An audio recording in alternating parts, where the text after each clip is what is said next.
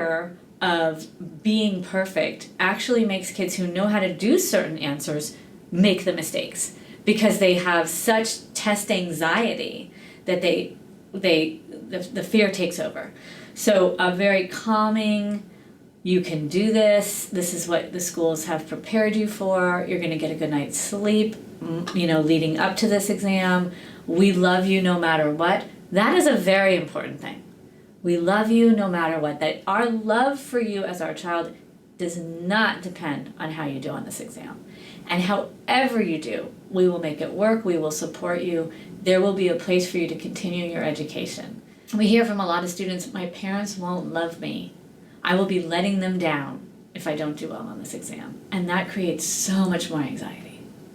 For whatever I'm saying that you should say to the kid, you should also say to yourself, right? I got this, I'm not a failure as a parent if my kid doesn't do well.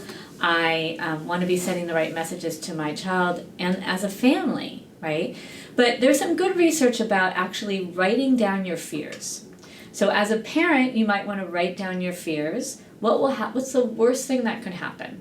Write down your fears for a little bit and put the paper away or rip the paper up. Have your child write down their fears. What's the worst thing that can happen? I'm not going to do well on the exam. Okay, write that down. What happens if you don't do well on the exam? I'm not going to get into XYZ college or whatever it is. I'm going to be digging ditches in the middle of the country, right? Put down the worst fears and then logically walk them through. There are always other options. And most likely now that you've gotten those fears out of the way, the child is going to do better on the exam. They've done this with university students. They've done this with high school students in the United States. I don't know if they've done it in India, but the message behind it is all this fear that's causing all this angst and stress. Get it out on paper, and then it's done. Exercise before the exam is a nice way to get your brain ready, get your body ready, right? Lots of things, sort of the opposite of what people think. Study, study, study. No, stay up late, cram more in your brain. No, that's the worst thing you can do. To really do well on the exam, have a good night's sleep, eat a good breakfast.